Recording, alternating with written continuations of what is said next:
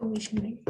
Welcome everyone to episode 13 of our web series Decoding NEP 2020, brought to you by Edudevs, School of Inspired Teaching and Learning, and powered by Amrita Vishwa Vidyapeetham University. I, Kuhika Dhingra, on behalf of Edudevs, present to you our esteemed panelists who have gathered for an enriching deliberation on hybrid learning, a new normal. Introducing an eminent edu leader, Mrs. Ashrita Das, Principal, La Martiniere Girls College, Lucknow. An educationist with over 20 plus years of experience, she has worked with the Council for the Indian Secondary Certificate Examination, Derek O'Brien and Associates, and Hope Initiative. She has been the proud recipient of the Exemplary Leadership Award at the Edu Leaders Conclave. And under her excellent leadership and guidance, La Martiniere Girls College ranks top in the top schools in the Uttar Pradesh state. We are honored to have you on our panel, ma'am. Thank you so much. Humble to welcome Dr. Jayashree Bhargava, Principal, Jaipurya Vidyalaya, Jaipur. A dynamic principal, her total work experience spans over 33 long years in the field of education. She has spearheaded several leading educational organizations, including Aditya Birla School and GD Goenka Public School, and has also been a proud recipient of prestigious awards like Dronacharya Samman and Shiksha Ratna Samman. An artist and adventurer at heart, she is determined to bring transformation in the field of education with her belief that God gives his hardest battles to his toughest soldiers. So keep going. We look forward to hearing your insights today, ma'am. Proudly welcoming Dr. Swaminathan, Associate Professor, Department of Computer Science and Engineering, Amrita Vishwa Vidyapeetham University, Amritapuri campus. An expert in his field, he has a teaching experience of more than 11 years in Amrita University. His passion for teaching and mentoring students towards computational thinking, programming, data structures, and distributed computing truly sets him apart. A leader of Code at Amrita Club, Dr. Swaminathan is dedicated to training and equipping students to take part in national and international competitive programming contests. Thank you for joining us today, sir. I proudly welcome and introduce our moderator, Ms. Devyani Kapoor, a former principal, author, and passionate edu leader. Ms. Kapoor carries over 3 decades of experience in the education sector. A pragmatic thought leader, she is the founder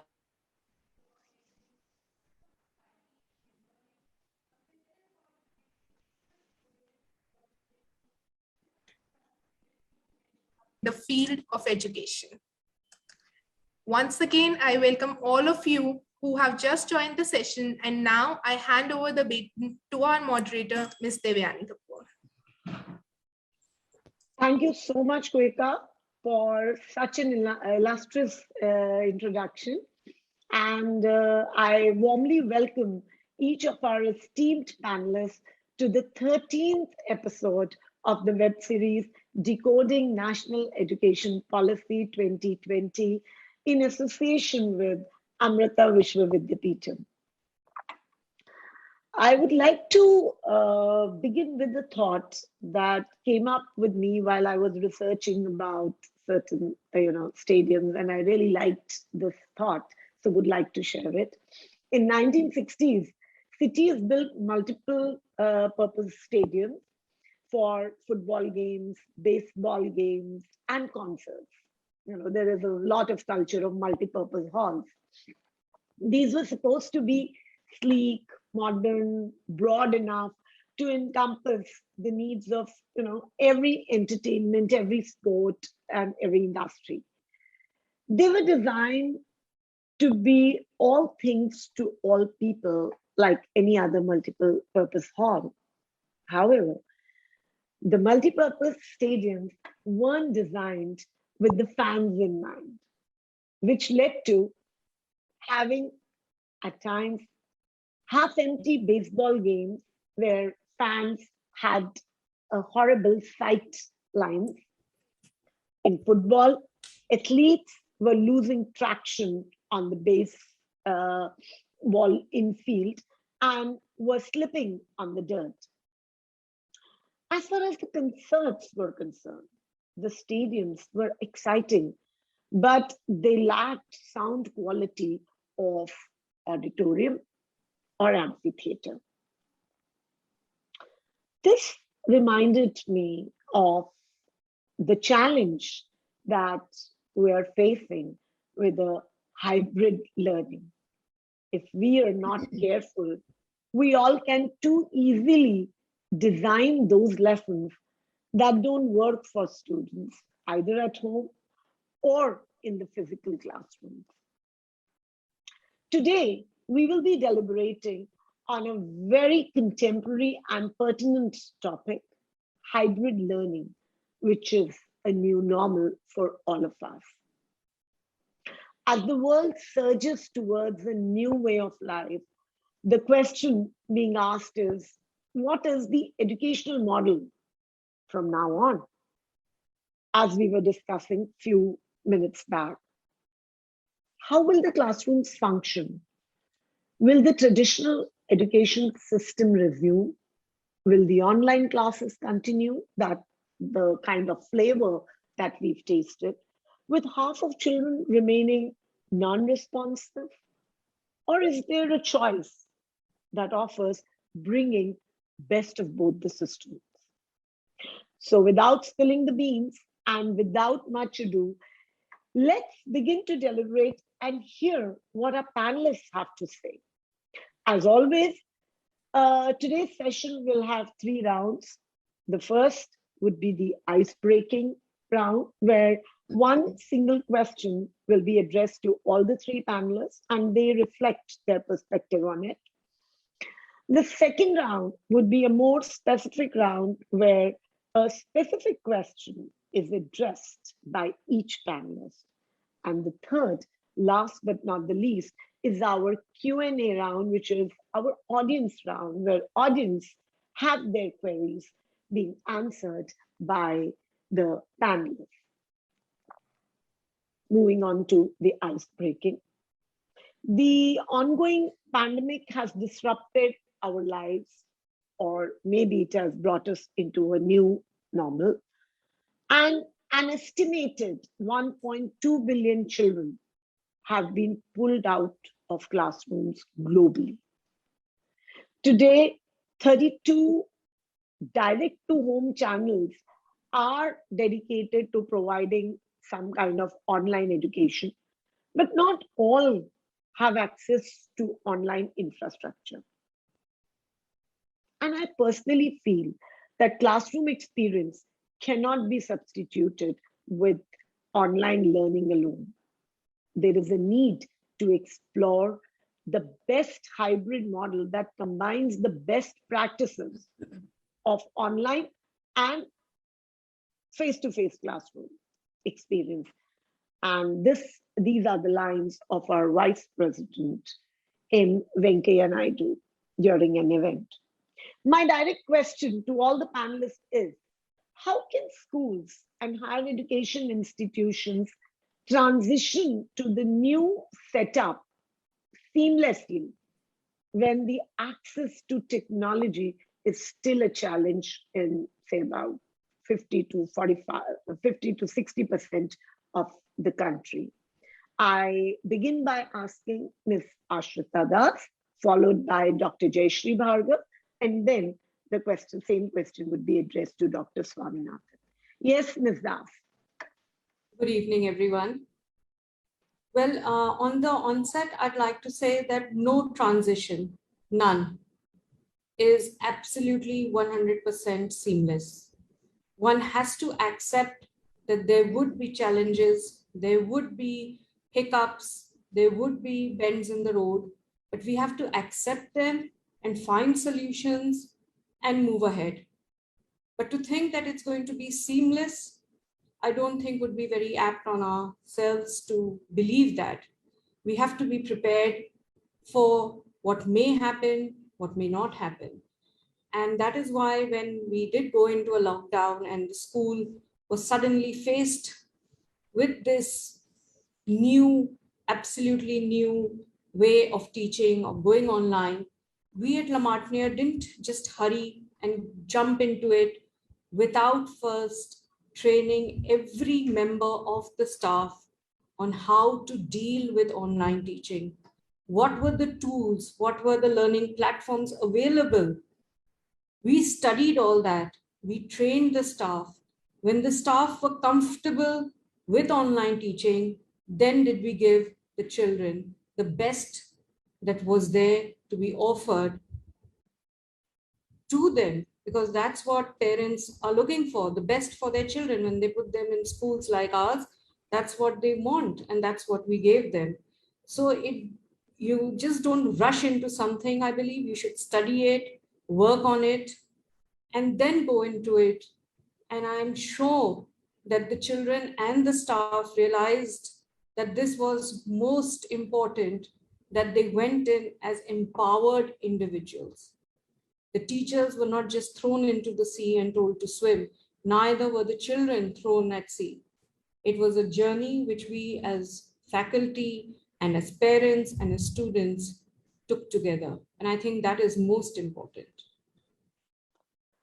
Well, thank you so much, Ms. Ashrita.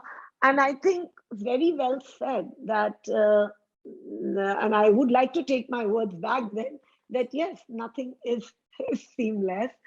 But most beautiful was that, and that is why La Martini is what La Martini is for Lucknow, because you did not rush into it. You were not in a hurry. You took that deep breath and you said, okay, let me just train the staff, put everybody on the same page, and then take that journey together. Absolutely. Thank you so much for such an insight. And I'm sure people who are listening would have taken a note to it. Let's hear it out from Dr. Jayashree Bhargav. Yes, Dr. Bhargav. Thank you, Ms. Devyani. Well, first of all, I saw that this is the 13th episode. So the 5 of us, the 4 of us, and Kuhika, we are going to break the myth that 13 is unlucky. With the insights coming from Dr. Swaminathan, Ms. Ashrita, and of course, the moderator has the most work to do. There should be a lot of learning, and we are going to break the myth and say that 13 is the luckiest number. Well, on that positive note, see, the transition has to take place. And I would, at the outset, compliment my teachers and all teachers across the globe who rose up to the occasion and did not let education be held hostage to the pandemic. I think on the 21st of March, 2020, the lockdown was announced, and everybody thought what would happen to education, and especially the school education, where the students are not in the know-how of so much of technology. But the teachers started with small things first. So they started with what is common to everybody, with WhatsApp, small little learnings through WhatsApp, which went on to worksheets, to Google Sheets. Then came Zoom. The teachers gradually empowered themselves, of course, with the hand-holding from the organizations. And ultimately, today, they are not just comfortable, whether in the age group of 25 to 28 or on the brink of superannuation, everybody is comfortable. You can say all teachers are tech savvy, and on Microsoft Teams or whatever be the platform, they are imparting education to all the students. So the transition from WhatsApp to worksheets, to Google Sheets, to Zoom, and ultimately to a bigger platform, gradually the teachers took the students along with them. Whatever hiccups were there, they tried to remove those by, at times, even by calling those little ones with their parents to school and see what is wrong with their device. So this is how they themselves empowered, being teachers, they lived up to their name, and today they are doing an excellent job. I must congratulate all teachers, whether school teachers, college teachers, university teachers, for having lived up to the occasion and not let the pandemic hold education hostage. Thank you so much, Dr. Bhargav. So well said. And, you just pushed all of us back down the memory lane that, yes, it all started with hurriedly WhatsApping and, clicking the pictures of the worksheets, or probably sharing the worksheets on WhatsApps and then the Google Sheets. And yes, the journey has been really experiential. And yes, but that also is so reflective that every teacher, reinvented herself.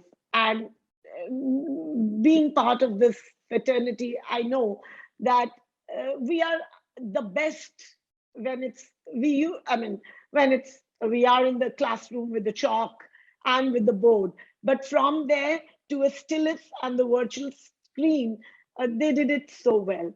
Moving on to Dr. Swaminathan, let's hear out how it happened in the universities and what was the challenge that was faced. And yes, let's hear you out. Yeah. So I think from our university point of view, see, actually I belong to the computer science department, right? So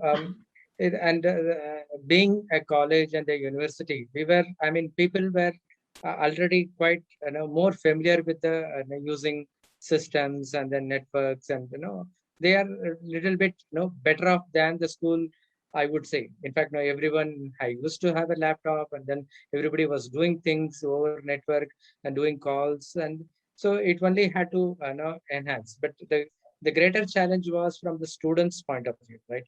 So from the students' point of view, like how to convince the parents that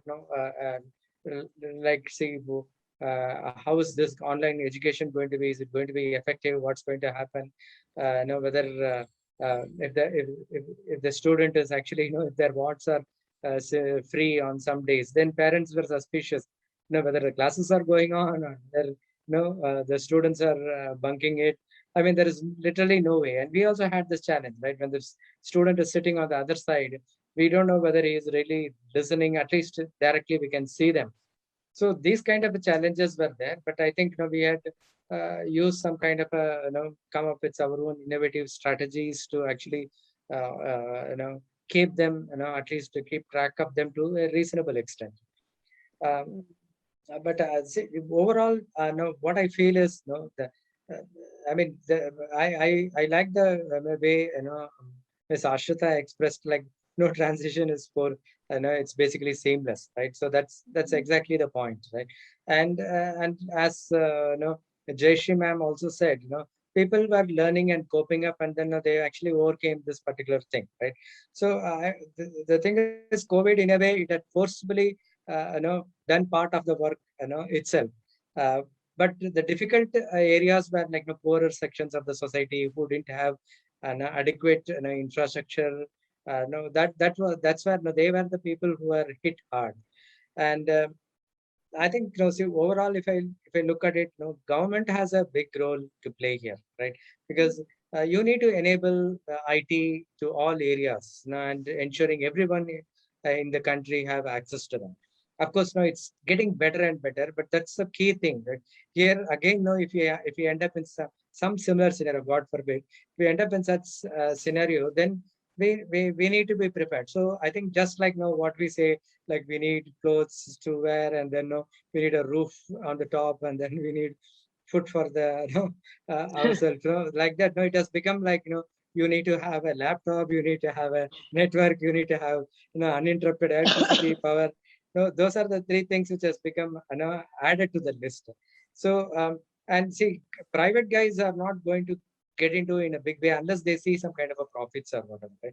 Of course, there are some philanthropic wings for various organizations. For example, Infosys, Wipro, Microsoft Foundation, they actually do some kind of a help. Although they have a business unit, they also have some kind of philanthropic unit. But no, they can do only as much. But no, the government is the one which can do quite a lot. And because I am from Amrita, I can say one thing is that so Amrita does a lot of philanthropic stuff, giving scholarship and then providing a lot of service activities and all that. What I have seen is, depending upon the calamity, those things actually change. So I have seen that during this particular phase, I have seen Amrita as an organization has reached out and helped out poor people, providing some laptops and then providing access. They have done like that. Okay. So there are some groups like this who will operate, maybe NGOs. They would operate. They would always help. But I think government has a big role to play to actually enable these things, right? So these three things, what I said, the laptop, uninterrupted power supply, and a strong network. This has to be there in every inch of the country. So I think we have to move towards that. Okay, so I think that would, although it is not seamless, after some time, we will be comfortable. I think you've given us a very new perspective to this question. And yes, technology is the greatest enabler. It is here to stay. And the biggest challenge that we were talking about, that, how about the tier 2, tier 3, suburbans, rural areas? What is the level of access of technology in these areas? And excuse me, yes, the government is the biggest, biggest entity which has to, yes. And I feel that government will have to somehow, collaborate and handhold or go on together with the private organizations for a full-fledged implementation of the policy. And I really like that, like the roti, kapda or makan, now it is laptop and uninterrupted power supply. And the third thing was, sir, there's a strong network, right? So network. Yes, the strong network. I think that was really nice. The three keywords for the 21st century, as said by Dr. Swaminathan, are laptop, uninterrupted power supply, and network. Moving on to, I think icebreaking round was really insightful. Moving on to the second round and the specific question. And my first question again is addressed to Ms. Ashrita Das. And Ms. Ashrita, in the simplest of the terms, what I would understand, hybrid learning can be defined as teachers taking, both online and offline classes simultaneously. One group of students are in the class, one group is virtually attending the class. So,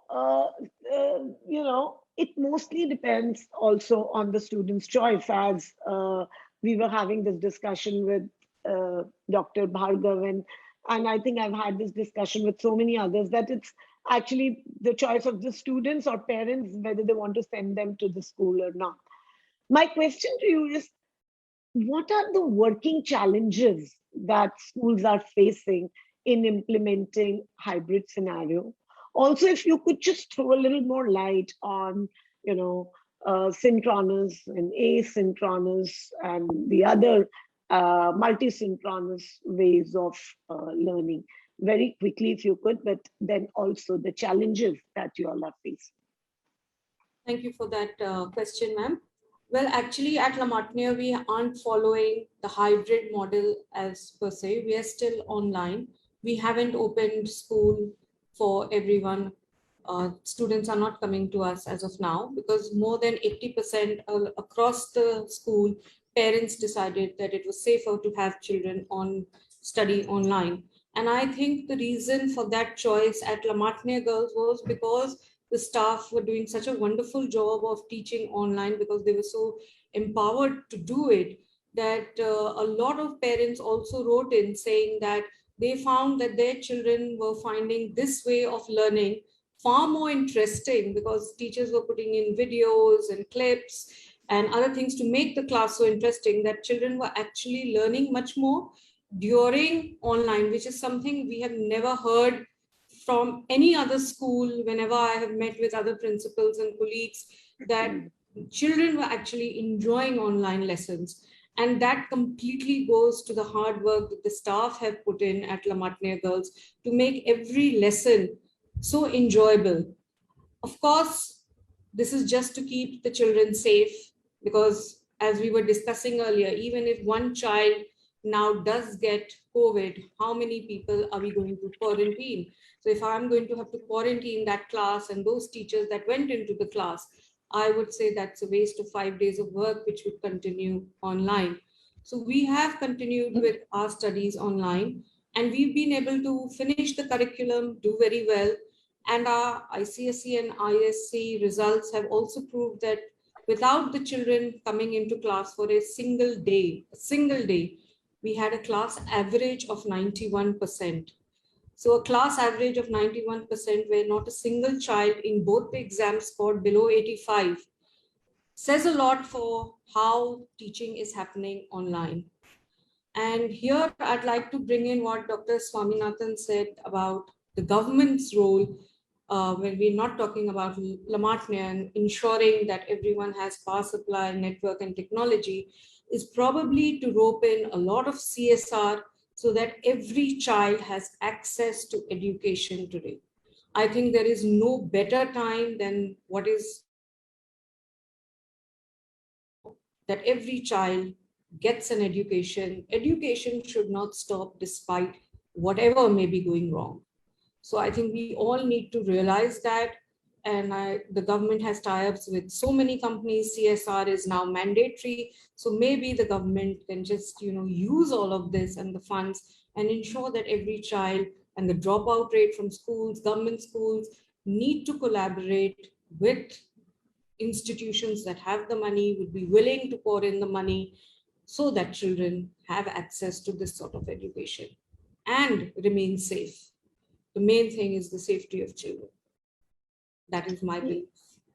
Yeah. So, but I'm sure you'll be hoping, because probably pandemic had put us all on a roller coaster. It brought us into the new normal.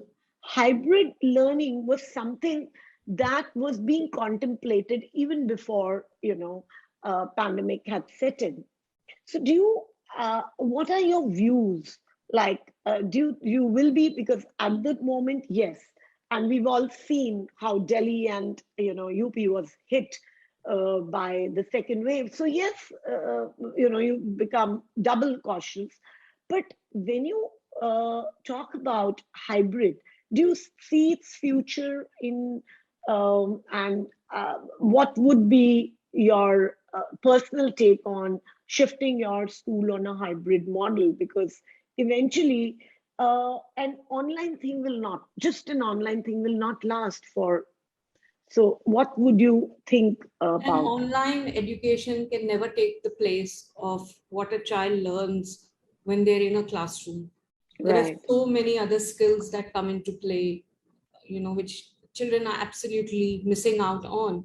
A very simple example is when we admit children at the level of, the starting of school, which in our school is lower preparatory, 4-year-olds entering school. Last year, they haven't even known what it is to see their class teacher.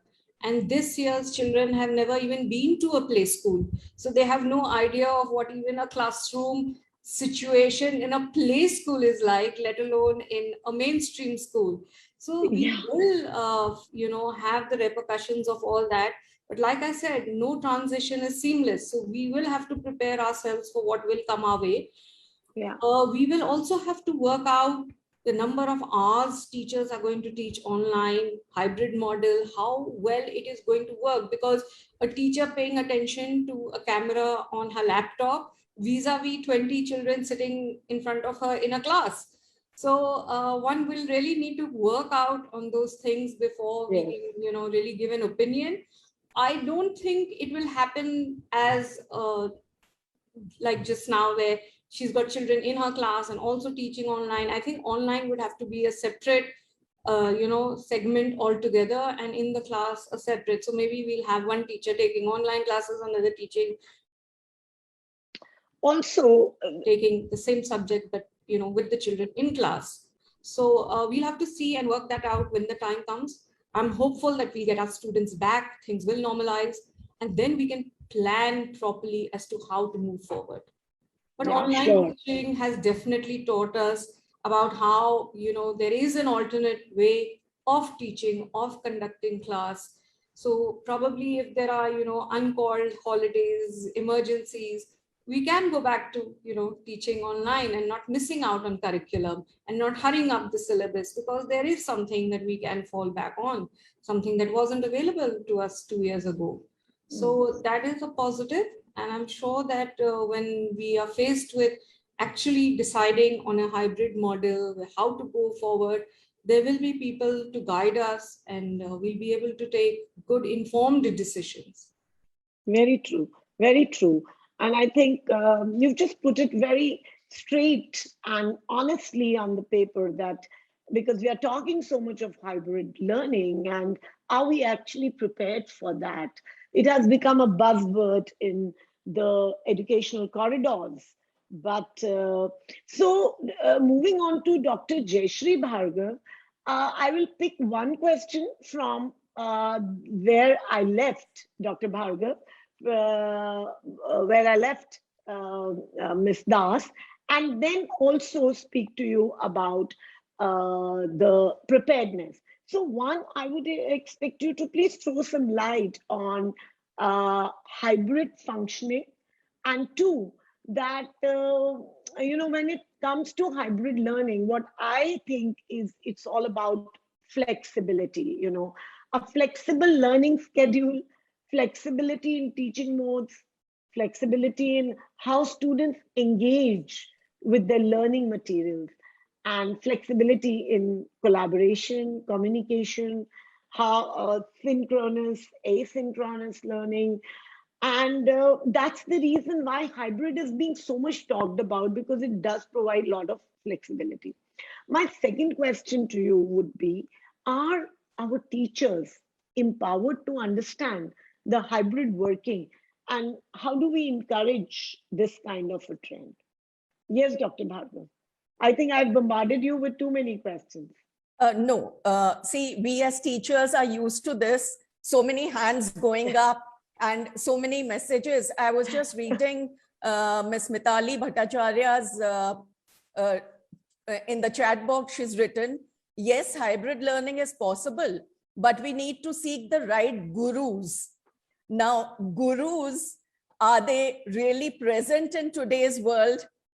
As well go through research work and lot of reading and communicating with children of today. You talked about greater flexibility in the hybrid model. Definitely greater flexibility allows better teaching and hence effective learning. Now, from where does the word hybrid come? Hybrid is the offspring of two different species. In earlier times, we heard of a hybrid of a dasheri and a lagda aam. So that's a hybrid. And here in hybrid education, we are talking about online and offline. If I go by my experience, Ms. Devyani, our school is a charitable organization, and we have heterogeneous group of students. So more or less, those who are coming offline for face-to-face classes are mostly those who cannot afford a different device for each member of the family. Leave aside a laptop. So we have to cater to both the diversity on the financial front as well as the learning. So this is how we are working. As I told you, we have 30% students coming for offline classes. These are with the parents' consent. So the hybrid model is, the catch here is the parents' consent. If the parents are apprehensive about the third wave and they don't want to send their children, we cannot force them. Using artificial intelligence intelligently in the hybrid model, it will assist the teachers in the class planning, student profiling, whether online or offline, record keeping, the learning predictions, crafting out their courses. So, and it is said that online learning is 25% to 60% more effective than offline. Moreover, during the online classes, if the students have to do any research, they want to Google something, they have access to that. Whereas in classroom, that is not possible. On the other hand, if there are practicals to be done, some example has to be given live, then the online students are at a back foot, because what is happening live, the practical that is being performed, they do not have access to that. So there has to be a proper blend, a proper mix of online and offline. A way out can be that students are given some sort of an assignment to do at home, and then they come online and offline and discuss that. That is the flipped classroom. But then again, the catch is some of them will come prepared and some of them would not. If you and I are attending a conference and we are given a set of pre-reading booklets, how many of us read the whole thing? So there are a lot of challenges which need to be addressed for the hybrid model, but hybrid model is here to stay for sophisticated assessments, reporting, comprehensive student evaluation, pandemic or no pandemic, third wave coming or not coming. But we will have to have a mix and prepare the school students for the colleges, for the universities, and ultimately for the workplace, so that they can work from home and they can work from the office. So the preparedness, what the NEP says, has to begin from class 6, 7, 8, building their skills is what is possible through the hybrid model. Yeah, and one quick question, because there is a difference between blended learning and between hybrid. When we are talking about hybrid, we are talking that the lesson has to be very carefully planned. True. Where the activities that can happen online are the studies can happen at home, whereas the activities and experiential learning aspects can be taken care of in school or any other place. Correct. So the lesson has to be planned in that way. Now my question was that do our teachers understand that, as Mitali said, that hybrid model is a very good model and a very powerful model, but we need to understand, because teachers need to actually understand that there is a difference between blended learning and between the hybrid model. And when you're planning the hybrid model, the nature of activities, the nature of lesson planning has to be very different. And it is in a way that it's not that you're teaching the same thing online and same thing offline. It is that online, the students are involved in some different kind of, maybe research or something, but when they are offline, they are involved in experiential. So my take on the hybrid is this, and I'm sure, with principals and edu leaders like you will leave no stone unturned to, empower the teachers towards understanding of hybrid teaching learning model. Thank you so much. In a hybrid model, the content is the same. To whom, the who is what matters. The difference between hybrid and blending is the who. In hybrid, the content is the same. It is being imparted to offline, face-to-face, as well as online. So the teacher needs to have a proper mix of both so that both are involved. Sure. Nobody is left out. The online students are not left thinking it is only for offline. What do we do? What sort of practicals that we do? So the same curriculum has to be devised in two different ways. One, practical in the classroom, and the other, research or some sort of a practical work through technology sitting at home. Absolutely. So the teachers need to plan in a way where when they look at a lesson, the activities will be different, the approach will be different, and the students will be engaged, whether they are offline or they are online. Moving on to Dr. Swaminathan. Dr. We have to embrace a hybrid teaching learning model. We are talking about this, that combines the positive aspects of technology with in-person mentoring and hands-on experimentation, what we were talking about a little bit, earlier.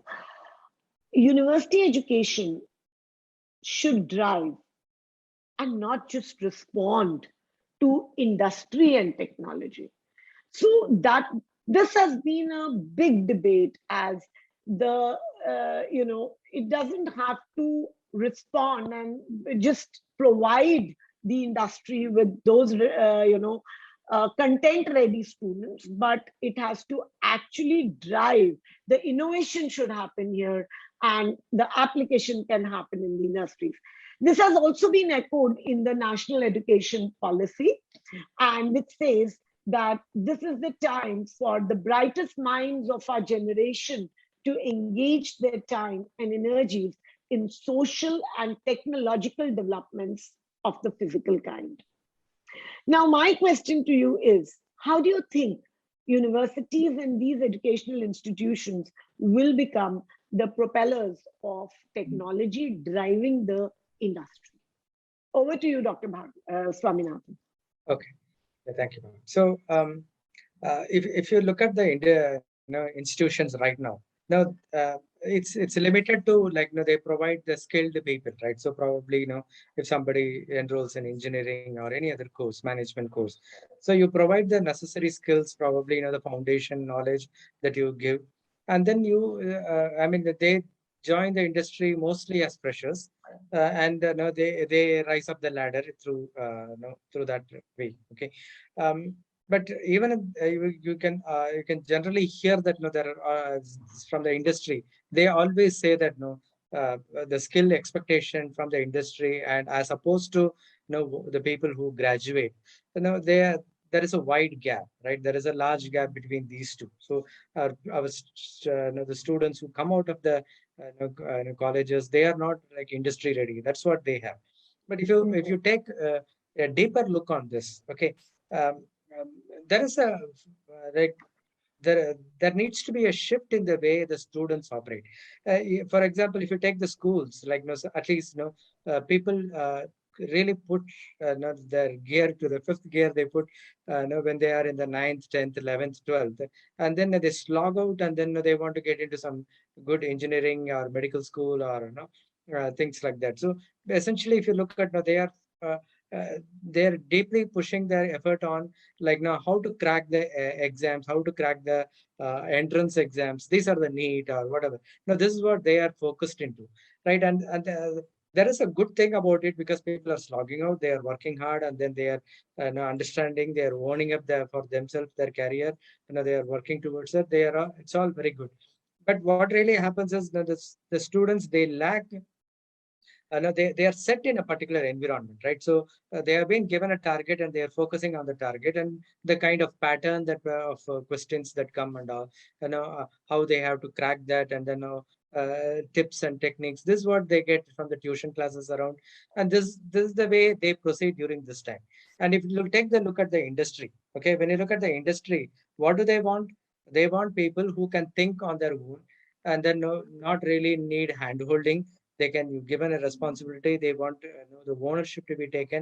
So if you look at the way they were fostered in school, and then what is the expectation, there is a fundamental difference, like the ownership and then creative thinking. There is uh, like you don't have a set target, set environment, set pattern, but now you will have to apply your free thinking skills. Now these are the things that are required, right? So at the college is the place where they have to get this skill. They have to move from they have to transition from this point to that other point. That's when then they can actually get into. So what we do is we try to focus on developing the critical thinking skills. These are all the innovation. Put them in some situation where they have to come up with an innovative solution, and not only in the technical front, but even in the behavioral front. We do all that kind of a things in the engineering, generally in engineering or any other institution, we do that, right? So this would put them in a good situation where when they go into industry, they can actually they can contribute better, they can be more reliable people and all that. But coming to the point that what you said, no, as an institution, we need to be focusing on not only providing things, but we should be actually driving things, right? So that is pretty much possible depending upon the area. That's what I feel, right? So for example, if you look at the new technological area, the way things proceed, and then the way innovations happen, at least in the computer science area, that I can vouch for, like today, AI is a big thing, and IoT and things like that. There are a lot of new jargons, new technologies coming. They have a direct utility to the community at large. So they are growing at a lot more pace. So how do we help them, right? So what I would say is the university stand is like we are good at foundational knowledge, right? The theory behind uh, the stuff, the how things work. Okay, so but whereas no, the industry, if you look at, they quickly move into innovation of new technologies, and then adapting, and then look at the users' needs, and then they go on, right? So we are good at foundational, and they are good at this thing. And there are some key areas where the universities can drive and then help directly. For example, if you look at the artificial intelligence area, it's strongly grounded on math and statistics and all that stuff. So which is very strong in universities, right? So this kind of foundational knowledge we can provide to the industry professionals. Okay, but if you take an area like, for example, web development or Android development and all that, these are kind of technologies where I think education institutions are on the back foot, because they are coming from the industry. So we have to learn from the industry. So what I feel is there are some cross things that we can establish between the industry and this thing, institutions. Right, the foundational knowledge should be can be always universities we can look into, who can give support. And for innovation and the new kind of technological developments, the industry takes forward Lead. first. So these two together, maybe there should we should have an ecosystem where these two can be transferred to each other. Maybe we get to, as a academic institution, faculty members, we get to work on some industry related projects or getting exposure to that. Just like how students go for internship, there also has to be a faculty internship so that we can get those knowledge. And then similar way, if the industry people want to get a grounding on the foundations, they should be able to come, maybe take a short-term course or a medium-term course, and then we should be able to provide. And that's how that thing can happen. And then the real research together, which would happen like now how it happens in the Western countries, that would happen. I think India we are still not realized that kind of a dream, like where industry and academia collaborate at certain level, right? So that has not come in India so much as it is. So there are some tiny pockets, like Indian Institute of Science, and then there are some institutions which actually do that. IIT Delhi, I think, they limited people do that, but it does not come in a big way, right? So I think that's where I think if we can do some cross learning between the industry and academia, these things will automatically come. That's my thought. I think very well explained. I mean, I was focusing on each and every word that you were speaking, that yes, the need is collaboration between industry and academia. And maybe, there has to be a two-way, like a symbiotic relationship between industry and academia, that it's not just about students going for internship, but it's also about faculties getting to understand that what is the need, what is the requirement in the industry, and vice versa. Thank you so much. And I'm sure Amrita would be functioning on this when you have that kind of an insight.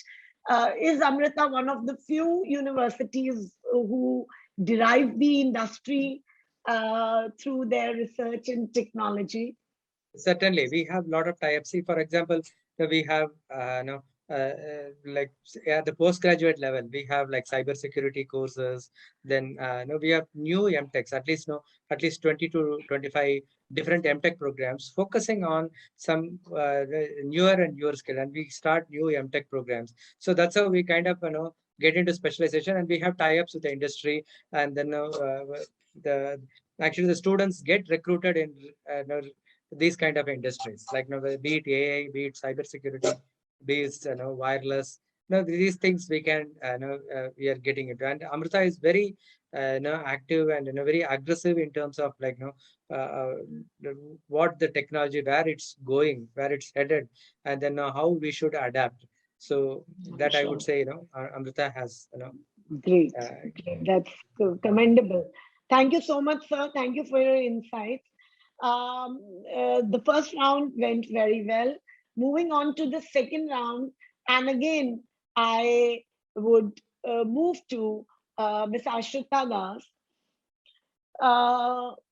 Now, education, Ms. Ashrita, education drives the economy of a nation to chart the course of prosperity through the useful application of knowledge. Now, we face a complex demand in education. And though our diversity, our magnitude of our country is a strength, but we cannot deny that there is a marked rural-urban geographic divide. And national education policy has very lofty ideals. I wouldn't say it's overambitious, but it's good too. It's a robust document which speaks a lot about technology enabling. What will be your suggestion to the government and educational institutions to bridge this kind of a gap between tier 1 and the rural, suburban? How will this lofty ideal envisioned in national education policy be fulfilled, and what is your take on that? Yes, Ms. Ashrita. National Education Policy 2020 is an extremely positive body of work. And having said that, I really wish a little more clarity had been given as to how to bridge these huge differences we have. And we do not, unfortunately, we do not have a clear roadmap on that. And so that is going to be something I think we will all need to work together, not just the haves and the have-nots, separately, but everyone together. As Sir also said, it is for everyone, not just educationists, but industrialists, analysts. What is the future going to hold? What are we training our students for? What vocational courses are the ones that we would like to build on, which is going to give employability to our students, for the children, for the future? What are we really looking at? And that is something we will really, really need to work on. And how we are going to be able to bridge this gap of good internet connections, technology, power, which is so basic as a need today for education. There are still so many who are without it. So we really need to ponder and think how we are going to bridge all this and come together so that we are a stronger nation, education-wise and future-friendly. My suggestion for institutions probably at this juncture is more to collaborate first at local levels, cities at local levels, schools at local levels. And when they form the base, then we move to the next level of joining forces. But I think as step one, it would be all of us at local levels working together, bridging gaps amongst ourselves, helping each other out, so that at a local city level, we all know what we're doing. So that I think is the first step. And then we move into, other cities. But when and we all move forward in that way, I think that would be very beneficial to society as a whole. And the suggestion for the government would be use this time to come up with concrete, doable, the word I'm going to use here is doable roadmaps. So once we have something that is doable, attainable, and it doesn't seem out of reach to those whom it matters to, it becomes something that people can actually feel the need and rise to that occasion. Like maybe like something like weight loss. If I think of losing 20 kilos, it seems too much. But if I have to lose 5 kilos, it seems more doable. So if I know that, I have to do 0.1, that's something much more doable than seeing something as big as the NEP, as huge as it is, and that it seems so impossible to do. But if we just break it down into simpler things and come together, I think we'll have a wonderful future for the children of this country. Very well said. And I really like this idea that doable and attainable. Ms. Ashita says it should be doable and attainable. So taking small baby steps, because when you look at obviously the policy document, maybe, I don't know for how many years that will be applicable, and it will take years and years for its full and fledged implementation.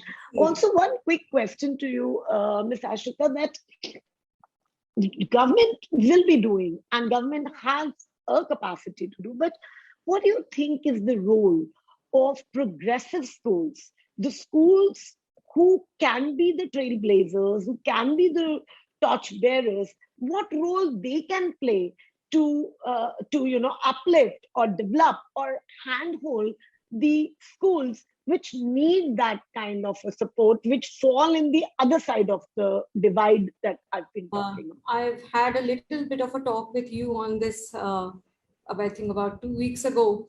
And something that I've spoken with the Commissioner of Lucknow is how our teachers are our biggest resource. At least for me at La Martiniere, they are my biggest resource. And I think if La Martiniere is what it is today, it is because of the staff of La Martiniere.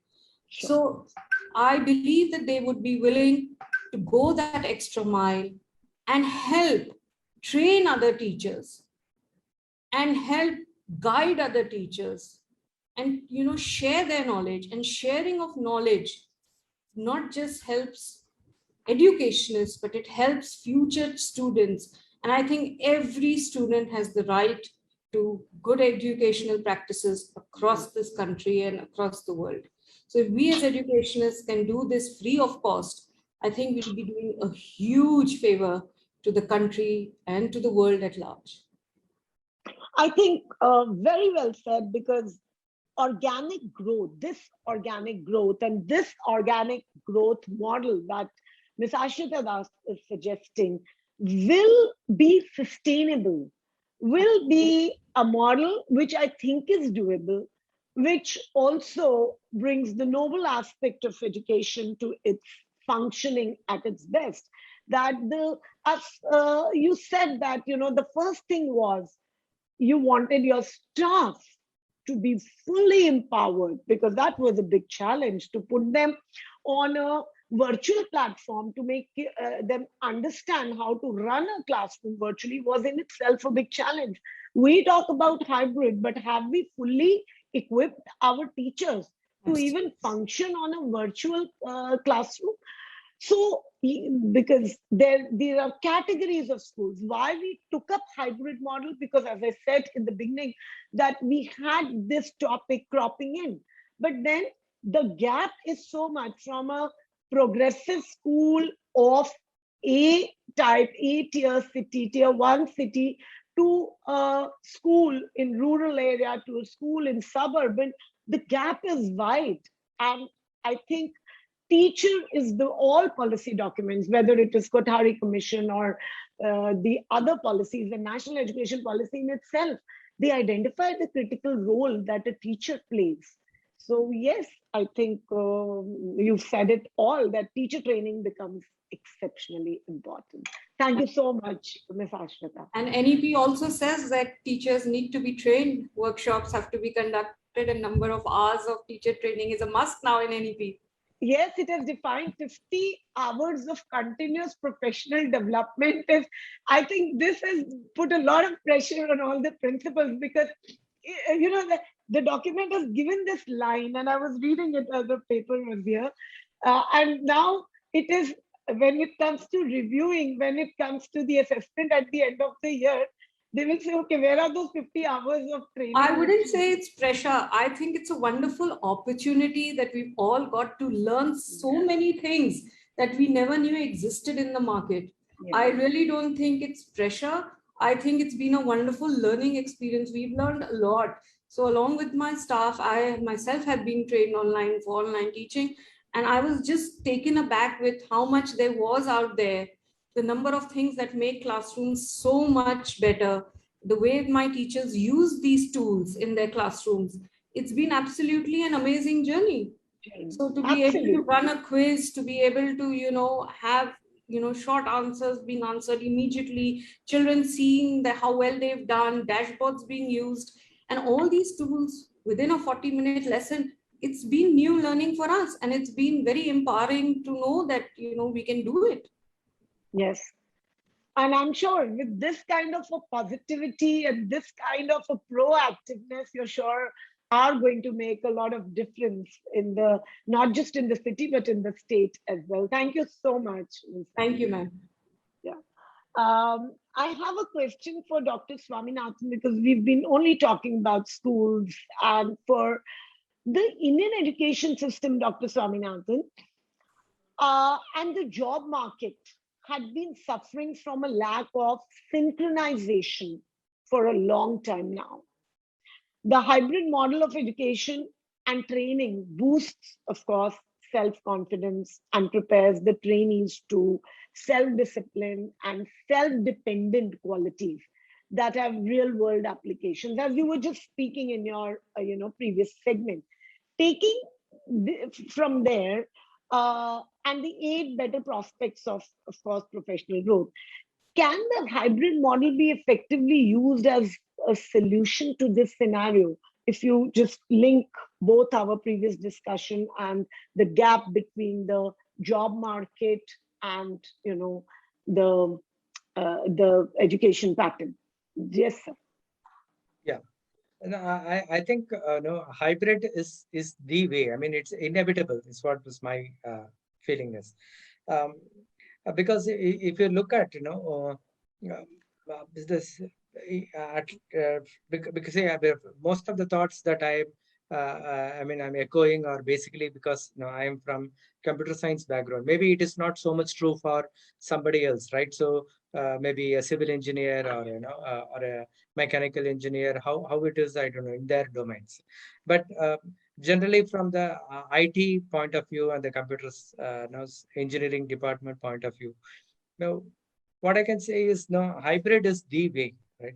So because see, there are some skills that if we don't even have books to learn, first of all, right? Let alone having a lab or like for example, let's say if you want to learn cloud-based kind of a thing, skill, but no, you cannot, you don't have that infrastructure in your campus or whatever. So we need to go online. We need to go online. We need to learn that.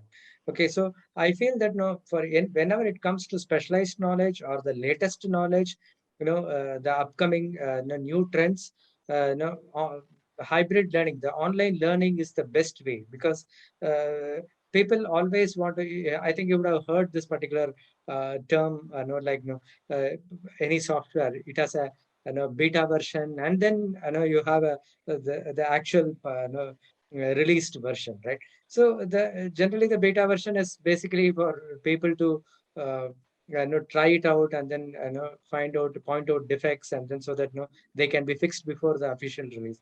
So it's a similar kind of a setup here. Like if you basically when if you're having a new technology and then you want it to become famous, for example, now let it be Google or Amazon or Microsoft. First thing what they do is they the new technologies, they bring it up. They make it available. They actually train people, train the teachers so that they can be adopted in the colleges. And we have some courses specially designed like that, right? So such knowledge, where will you get? You won't even have books to written by someone, because by the time somebody writes the book, complete book, this technology itself would have got outdated to some extent. So I think in a fast moving world, and then in the technological space, online learning is the way. So I think uh, along with the foundational knowledge, this online knowledge, what we together call it as a hybrid learning, that is the way I see for the new technologies now Very in the well future. said. And Yeah.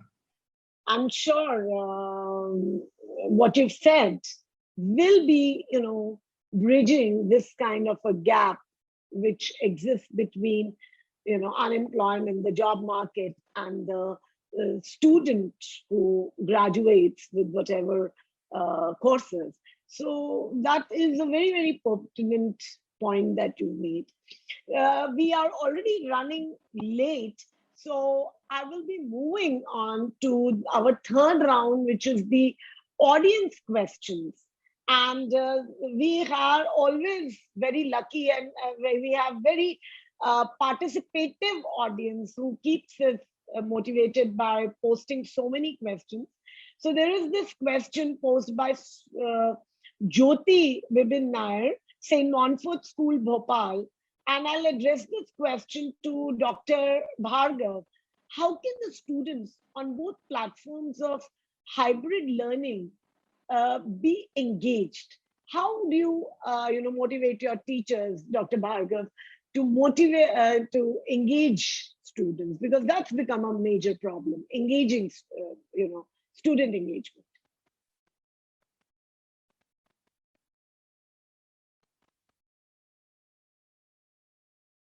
As Ms. Ashrita rightly said, the teachers need to be trained for that. Well, of course, it's been a good 18 months now, and the teachers, since they started with the online classes, and recently they switched to the hybrid model. So what needs to be done is that while the students are in the class, the practical aspect can be taken care of, and the students who are online, they are to be given assignments which they will research and submit in school. For doubt clearance, they can always come to school. So the research aspect has to be taken care of. Today, the teachers are so empowered that sitting in their geographical areas, they can cater to maybe any end of the world. So while their content, their curriculum reaches the others, the main idea is, as the question came, to engage the students. So as part of the assessments, they need to be given assignments to be done at home, and it's along with a timeline. They can not go on and on and on with the assignments sitting at home. They need to be submitted within a specific time frame. And today, as we are doing, there can be buddies and there can be mentors, because 2-3 students are sitting together at home and taking the online classes. One of them may even come to school and have a face-to-face experience. So if they form the buddy system or the mentor system, then everybody would be engaged. Whatever is done in the class, the mentor or the buddy takes back home, and within the small group, they can work on the experiential learning and the practical aspect. Thank you so much. Thank you so much. And I'm sure the teacher who has put this question would have got the answer from our expert. Now, my next question is addressed to Ms. Ashita because it's a very deliberate choice. Because Ms. Ashita has been saying that, virtual teaching has really done wonders in Lamartne. And we have a question from Ms. Monica Nangru, Sacred Heart Senior Secondary School, Chandigarh. And she says, how art and work education be effectively taught in a virtual scenario? What is the effective way to teach, the art forms? Yes, ma'am. It's been a wonderful experience of teaching even the art forms. You should see the way not just my teachers, but even my senior students ran off a summer camp where they taught music, they taught languages, they taught dance throughout the school, from the little ones of 4 years old to the 18 years old children. And these were taught not just by my staff, but by the students. So it's been an absolutely amazing experience, and there's been no difficulty at all. None at all. And it has happened. Were they receptive? Were the students receptive? Absolutely. They looked forward. They've learned yoga. They've learned dance. They've learned classical dance. They've done it all. They've done it all. My little daughter also was learning yoga online, and she was getting up at 6 in the morning for that class during summer vacation. That is how engaging it was. So I'm sure where there's a will, there will be a way. There is always a way. There are always solutions. And it is for us to just find them, make them interesting. We had drama, we had theater, we had it all. We had 18 camps, and I'm very, very proud to say our students ran those camps off for collecting money for COVID, and the school collected a near sum of 9 lakhs, run off only by the students of virtually, this and that too. Virtually, every class virtual by the students of classes 10, 11, and 12. So if the students could do it, and the way my teachers are handling every class, there is really very, very little that is missing from a child's education. I'm not talking about the social aspect, the social learning that comes with coming to class. I'm just talking an education. And now we are doing most of our co-curricular activities online. So even that is happening. The next week, we have an international student, co-curricular activities where students from Dubai are joining us online. And this would not have been possible had the students would not have flown into Lucknow to participate in a college event. But they're doing it because now it's online. And we have TEDx going online. We have a B conclave, that is the economics and the business conclave happening soon. So it's all happening online, and it's happening beautifully. So I think we don't need to worry.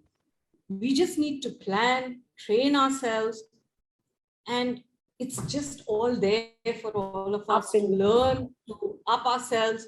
And I'm sure once we all learn, it's easy to do. There's one very interesting question.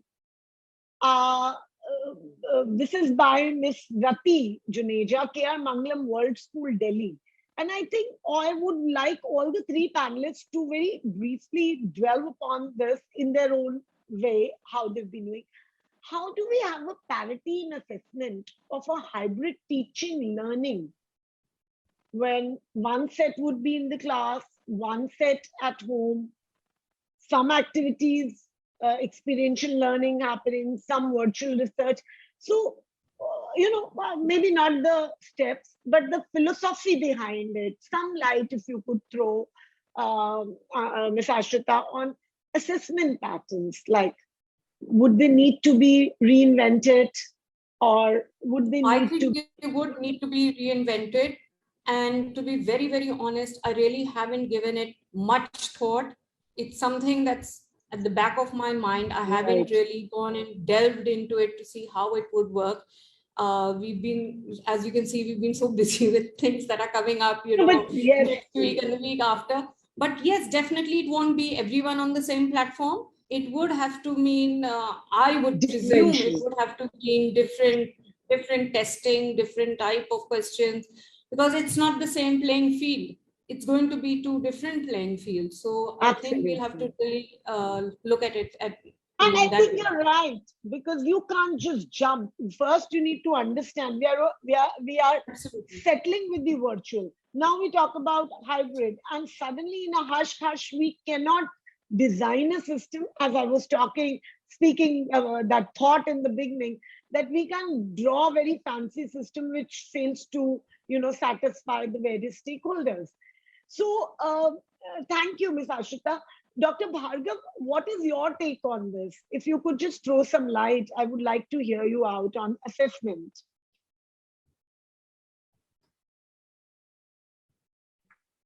Before that, if I could take half a minute, when you were talking about the art and craft and co-curricular, we are doing it now. The students since past 1 month have started coming to school, and the little ones hardly have been here for a week. But during the online classes, we've had singing, dancing. Art and yoga is what everyone goes for. Whatever little function is there, whatever little festival is there, the whole social media is filled with the artwork by students. And today I would like to share, because Navratri is going on, I have never ever seen such beautiful Navdurga, 9 students dressed as different, all the Navdurgas, all online. So they dressed up at home and they presented themselves as Brahmacharini and Siddhidatri and Katyayani. So it was beautiful. We are celebrating all festivals online, and all activities are online. The parents are pressurizing us to increase the yoga time. So it can all happen during online classes. Now, coming to the assessment part, there has to be the term 1 and term 2 as CBSE has stated. But before that, we are giving various activities for the students to perform. There is their notebook preparation, there is practical work to be done, there is case study to be done. So there is value to every assignment that the student submits to the teacher, whether the parents come and submit it or the student themselves come. So every activity that the students perform, there is a value added to that. And this, under work experience and under skill development, this would be added to their assessment. So this is how we are going for it. Yeah, and I'm sure we need to now, things which were initially more like jargons, differential teaching, learning, assessment approaches. Now I think we won't be able to function without the differential teaching, learning, assessment models. All good things must come to an end. A lovely discussion was going on the hybrid learning, the new normal. We heard our panelists, their different views. We understood that it's important not to hush into anything. Hybrid model looks very fancy, very powerful, which is the need of the hour. But are we even truly equipped to handle the virtual classrooms? And secondly, we all resonated on the thought that it's the teacher who is the real showstopper in her class, and she is the magician.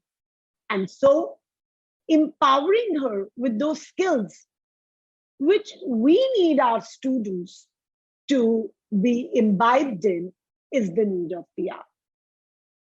Education cannot be stopped or be held hostage to a pandemic situation. This realization and the subsequent reaction of the government is pushing for a very agile and flexible National Education Policy 2020 is complemented with technological advent, adoption of it by private players as well. I would just take that one last statement by you all on how you all perceive the National Education Policy and the technological aspect which it has introduced. Just 1 minute, your thoughts before we break the session. I start with Dr. Bhargav because I see her on the screen. Yes, Dr. Bhargav.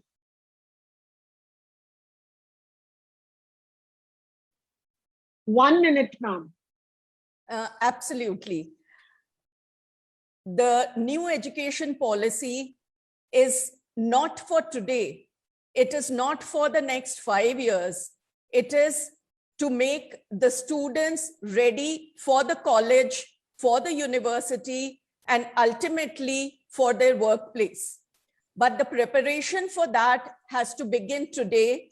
And the way it has been mentioned in the new education policy to develop the skill set of the students and to give them a choice to develop their skill right from class 6 is what is important and what we need to do.